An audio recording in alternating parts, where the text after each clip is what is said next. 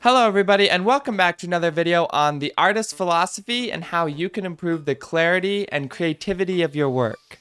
There have been many times, I don't know how many times, that I've opened up Sunbox and sort of sat there playing with some instruments but feeling lost, feeling like I didn't have any inspiration or direction to go in with my work. And that's such a horrible feeling as an artist, especially when you want to be successful as an artist, but you just keep running into these barriers or feeling like you don't know where to go next. And so, like, from one point of view, I'm doing all right in the sense that I've got some things going for me. At least I am opening my software every day, right? There are many people who can't even get that habit to stick. And having the habit of at least attempting to do daily work is better than nothing at all. I will say that when you have that habit of consistency, you'll brute force through these barriers just because you have that consistent habit of opening the software every single day. And a lot of the time you'll kind of hit on something one day and you'll make something great. However, for me, this really isn't enough. I want to be one of the best creatives that I can manage. I often think about Bach, because one of the things that's been said about Bach is that if you were to get all of his music together in one pile and transcribe that music onto a sheet of paper, it would take hours of work every day just to transcribe all of Bach's work. He wrote so much music that your ability to copy doesn't even match his ability to create. I think about that story because I want to be someone who has this sort of legacy behind me. Now, obviously, I'm not presumptuous enough to assume that I would have a legacy similar to Bach. I think it's great to have some humility as far as that goes. But I do want to know, what is it that made Bach so special? What is it that made him able to leave behind this massive pile of music that is, it's foundational to Western music, utterly and completely. I want to know what allowed him to push past that feeling I get when I open a project and I just feel blocked one day. One of the assumptions that I've ran on in my life is that even if there is such a thing as talent, I believe that in my experience, my method has been transformative in my ability to create. And it's always been true for me that whenever I can discover a new method, something that is superior to my previous method, my work improves drastically. And so I believe that Bach had some powerful methods at his disposal that he used to get past his barriers. And one of those methods that I think that he had, one of those ideas that was probably deep down in him, is what I'm about to talk about next. So one of the interesting things about Bach is his contemporaries would have viewed his music as anachronistic. And what I mean by that is his style was kind of dated feeling. He was very into counterpoint, which is when multiple melodies come together and harmonize with each other. That counterpoint old style of the fugues was kind of running out of favor in Bach's time.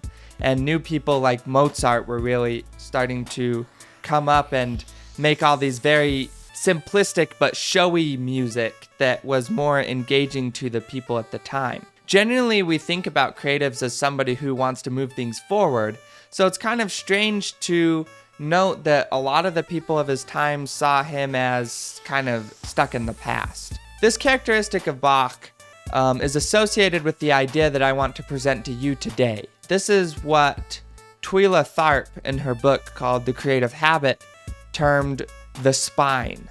The spine is sort of like the behind the scenes of your art, right? If you think about a spine, it's at the back of our body and it's what controls our motor movement, right? And so the spine of a creative work is similar. The spine of your piece of art is something that is sort of behind the scenes, pulling the strings. I really like what Twyla Tharp talked about. She's a choreographer, and she choreographed this dance for an ice skater. She had this idea to make a dance that was based off of the sort of natural cycle of how athletes function. The idea was a warm-up, an action and then a cool down. The interesting thing is, like, the structural underpinning of the dance is not necessarily made clear to the audience. It's just more so she sees it as like a guide to keep her on the message while she's choreographing this dance, rather than the message itself. I think you can maybe have different spines through your creative career. Bach's music clearly had a spine. It had something that pulled the strings of his compositions, and he was unwilling to be plowed over by the contemporary trends of his day because he had this spine in his work that he wanted to stick to. And I want to argue today that that spine is actually counterpoint. I think Bach was deeply inspired by the complexity and the nuance that counterpoint yielded. He made that counterpoint, that complexity, the spine of all of his work. Sort of like he sort of used it as a muse, I think. All of Bach's music was created, he said, to glorify God, right?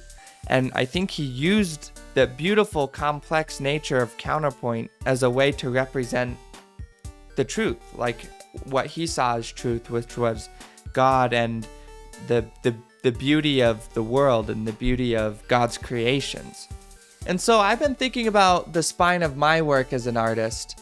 I think one of the spines that I have been relying on is my book that I'm writing, Creative Razors, An Artist's Philosophy. I actually recently finished the first draft of this book, and I'm starting the second draft. A lot of the ideas I talk about in this work are the spine of these YouTube videos and these blog posts. I wouldn't have been able to create weekly content on such a consistent basis if I didn't have this underlying problem I was trying to solve. But I was thinking about it today while I was on my walk, that it even goes deeper than my book. This is a beneficial thought exercise as artists, is to really try to pin down the bedrock of your spine. What is at the very bottom of what you're doing and why you're doing it? The why that gets you out of bed in the morning, or the why that gets you to work on your projects even when you're feeling less motivated.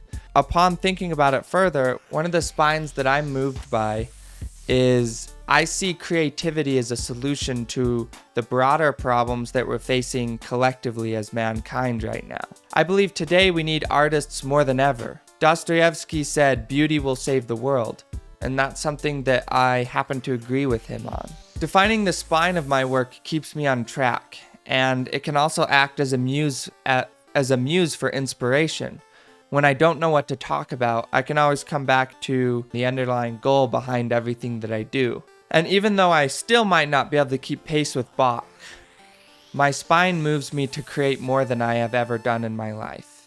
Be sure to like, subscribe, hit the bell, and comment. Share this video with your artist friends that maybe need some encouragement right now. Like I said in my last video, I'm working on another project called my creativity coaching. Today I wanted to talk a little bit more about what that is. It's a 5-lesson program that lasts for 5 weeks, where I give an hour-long coaching session, via video call on your creativity. What I do is I can help you with managing your goals, with knowing exactly the next direction you want to take with your art, whether that be learning a new skill or whether that be implementing a new creative strategy in your work. The creativity coaching program is focused on solving the problems that all artists face, regardless of the kind of artist that they are. So it doesn't matter if you're a musician, a painter, a writer, a game designer. It could be any of those things. My creativity coaching program is focused on solving the problems that you face as an artist, such as repressed creativity, feeling blocked, feeling demotivated, feeling like you're not sure where you want to go, where to go to improve on your art next, solving the eternal problems of the artists, such as finding a hook for your art that can hook in an audience and attract the success that you desire. I will be talking more about this in the future, so if that's something you're interested in, be sure to look out for my future blog posts and videos so you can sign up for that when I release that program. Thank you so much for watching, and I'll see you guys in the next video.